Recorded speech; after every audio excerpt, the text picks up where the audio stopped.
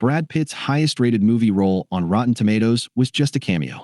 Steve McQueen's 2013 historical biography, 12 Years a Slave, came about when the director ran into screenwriter John Ridley at an agency event in 2008.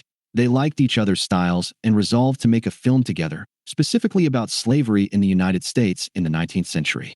McQueen's longtime partner, Bianca Stigter, was the one to find Solomon Northrop's 1853 memoir, 12 Years a Slave. Thanks to the popularity of McQueen's film, everyone knows the tragedy of Northrop's life. Born a free man in New York, he was visiting Washington, D.C. in 1841, where he was drugged and kidnapped and taken to Louisiana.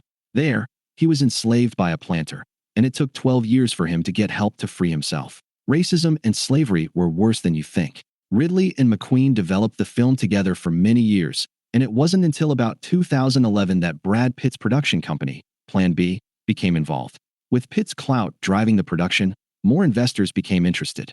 Michael Fassbender, who worked with McQueen on the movies Hunger and Shame, joined the cast, as did Chiwetel Ejiofor, who plays Northrop in the film, and Lupita Nyong'o. Thereafter, several notable stars also signed on, including Benedict Cumberbatch, Paul Dano, Paul Giamatti, Alfred Woodard, and Sarah Paulson. Pitt himself, who is credited as an executive producer, also took on a small role.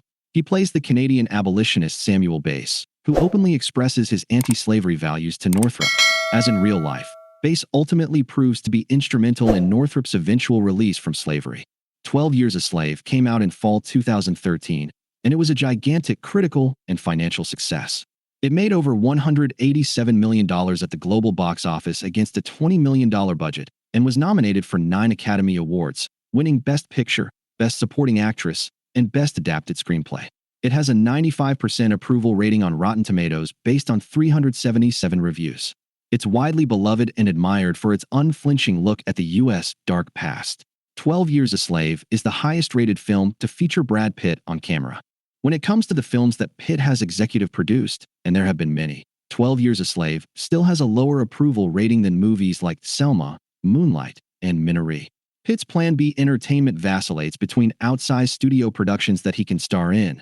It also backed his 2025 racing flick F1, and smaller, lower-budgeted dramas that get a lot of critical attention, like 2024's Best Picture nominee Nickel Boys.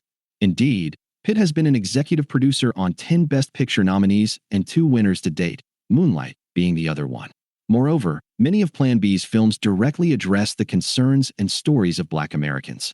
As an actor, though, 12 Years a Slave remains Pitt's most acclaimed film, at least by Rotten Tomatoes standards. Only slightly below it, with a 94% approval rating, is Bennett Miller's 2011 true story baseball drama Moneyball. That movie, which was daring for dramatizing how unimportant romance and instincts are when assembling a baseball team, featured Pitt as its lead character, unlike 12 Years a Slave. The third highest-rated Pitt movie on RT is Tony Scott's 1993 crime film True Romance, which boasts a 93% approval rating. Pitt, however, only has a few lines in that movie, playing a perpetually stoned wastoid. Meanwhile, he has a slightly larger role in the 2015 satirical financial crisis dramedy, The Big Short, which he also produced. That film has an 89% approval rating and is tied on RT with the ultraviolent 2009 World War II actioner Inglourious Bastard, itself directed by Quentin Tarantino, who, as it were, also wrote True Romance. Pitt, of course, has also starred in his share of stinkers. They include director Ralph Bakshi's 1992 semi-animated crime flick Cool World, which only has a 4% RT rating based on 51 reviews.